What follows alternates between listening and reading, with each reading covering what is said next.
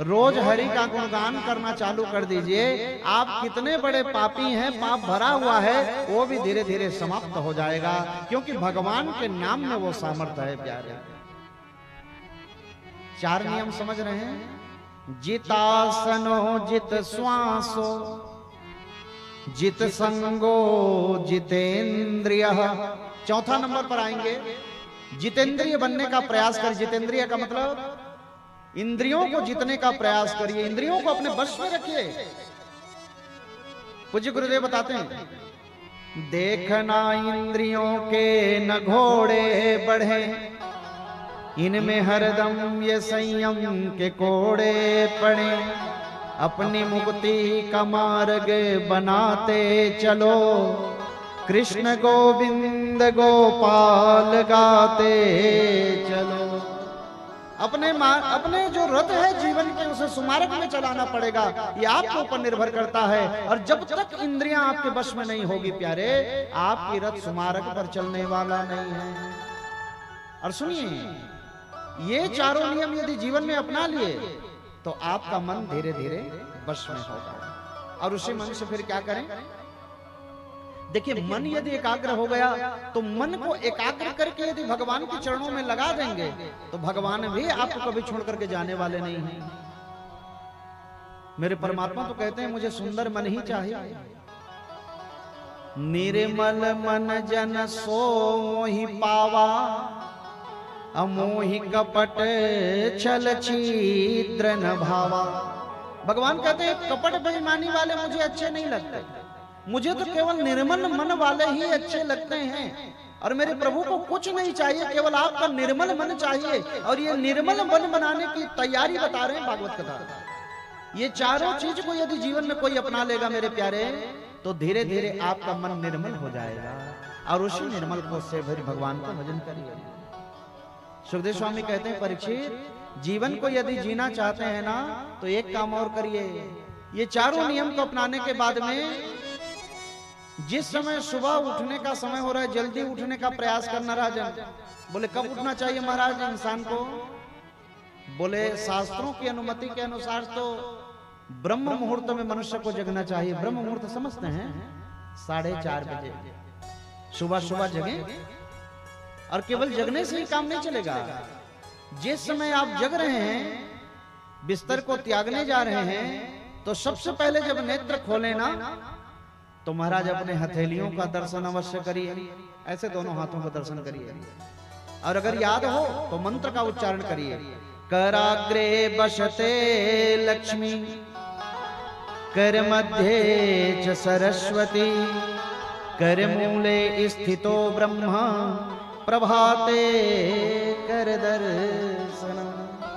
दोनों हाथों को दर्शन करने के बाद आपस में रगड़िए। और देखना, जब भी हथेली रगड़ते हैं ना, गर्म हो जाती है।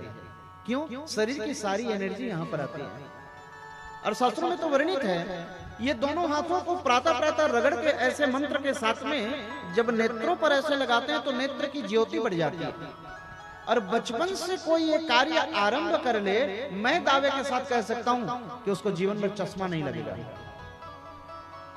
नेत्र की ज्योति बढ़ जाती है। और माताओं के लिए एक बड़ी फायदा यहां पर बताए हैं। दोनों हाथों को मंत्र के साथ आपस में रगड़ दीजिए। प्रातः उठने के समय नेत्र के साथ साथ चेहरे पर लगा दीजिए। जीवन भर ब्यूटी पार्लर जाना नहीं पड़ेगा। चेहरे की तेज बढ़ा देती है ये। प्रातः काल ये नियम अवश्य करें, फोकट का है, पैसा थोड़ी लगना है।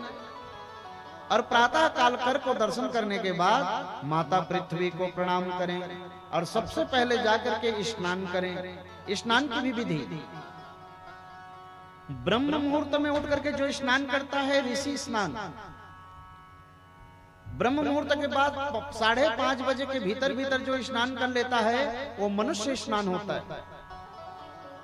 और सूर्योदय के बाद जो उठ करके स्नान करता है वो दैत्य स्नान कहलाता है, राक्षस स्नान है। अब जहां जीवन की शुरुआत स्नान से जो कर रहे हैं तो दैत्य स्नान से कर रहे हैं, तो दैत्य जैसा स्वभाव नहीं होगा। फिर क्या क्या खाने का मन करेगा जो नहीं खाना चाहिए उसे, तो राक्षस जैसी फिर वृत्ति होगी जीवन में।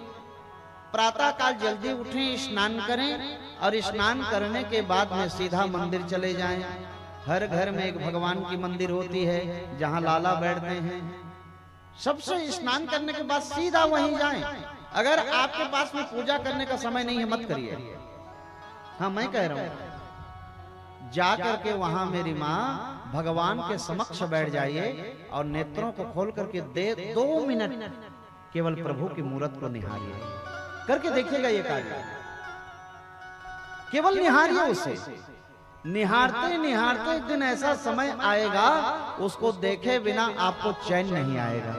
और जिस दिन आपने इसको देखना आरंभ कर दिया, एक न एक दिन मेरे प्रभु भी तो आपको देखेंगे प्यारे। और उसने यदि देख लिया तो जीवन धन्य हो जाएगा प्यारे। इसलिए देखने की कम से कम आदत तो डालिए। पूजा तो बात की बात है, और धीरे धीरे यदि प्रभु से प्रेम हो जाएगा ना तो जीवन कल्याण के मार्ग पर ऑटोमेटिक चला जाएगा। इसलिए भक्ति करिए।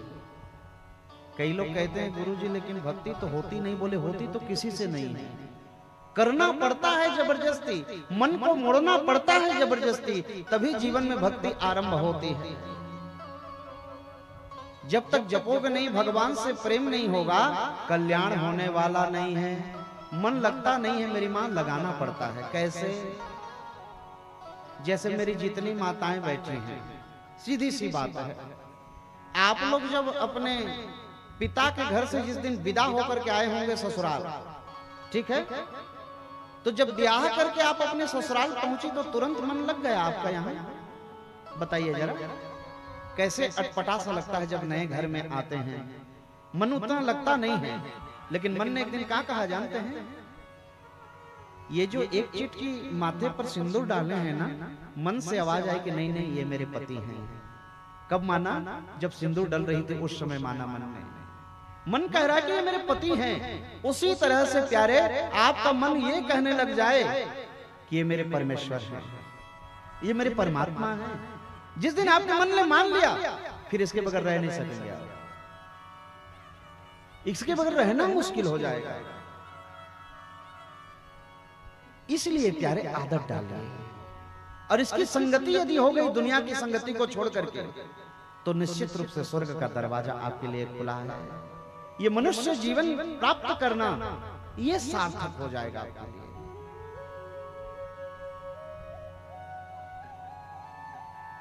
और परमात्मा के ध्यान में अपने मन को लगाने का प्रयास करना चाहिए। परीक्षित ने कहा, गुरुदेव भगवान ने ये सृष्टि को क्यों बनाया होगा, और बनाई तो मुझे आप समझाइए थोड़ा। ये सृष्टि में कोई सुखी और कोई दुखी क्यों हो जाता है? सृष्टि तो एक तरह की है ना प्रभु। मानो सृष्टि विषयक प्रश्न कर दिया है। आहा, सुखदेव स्वामी कहते हैं, सुनिए जहां तक सृष्टि का विषय है, ये दुनिया जो सृष्टि बनाई है प्रभु ने, ये केवल मेरी गोविंद की माया स्थली है। माया माया सब कहे, अरे माया ना जाने कोई। माया माया रोज कहते हैं, माया समझते हैं। मां माने ना, और या माने है। जो नहीं है वही माया है।